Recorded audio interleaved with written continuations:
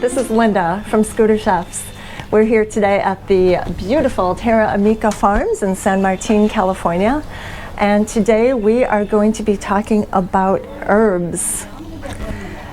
We have all these wonderful herbs that we can grow here in the area. And some people wonder, what can we do with them? How do we use them? And how can we grow more of them? So this time I'm going to be concentrating on basically propagating. How can we grow more of them? I'm going to start off by talking about these woodier type plants. So for example, this rosemary here. To create more rosemary plants, you clip off a stalk of rosemary. You can see there is a very woody part of the plant, and as you get towards the top, it's more tender.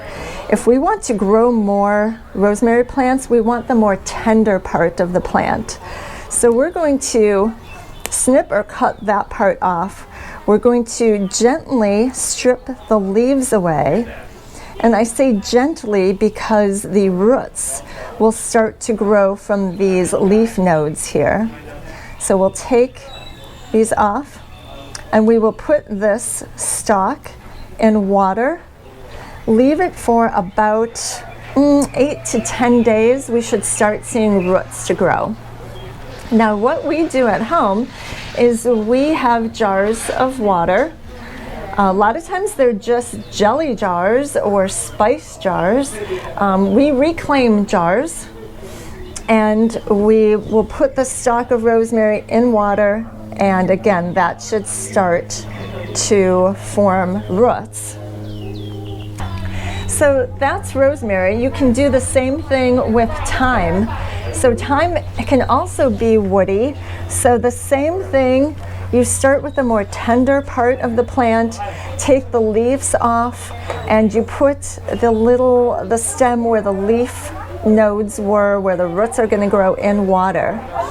Now I mentioned that a lot of times we will use jelly jars for this. This one is a jelly jar. I just painted the lid and I just punched some holes in the top of it, because the thyme particularly, you don't want all the leaves to fall into the jar, so you want the leaves to stay above. So the jelly jar with the holes works really nice, and it ends up being really pretty on your windowsill.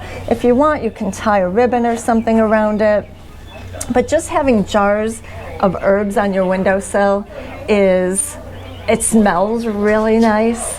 Also, I think it looks really pretty, and it's easy then for you to use herbs too. You can just go to your windowsill and pick off some rosemary or thyme.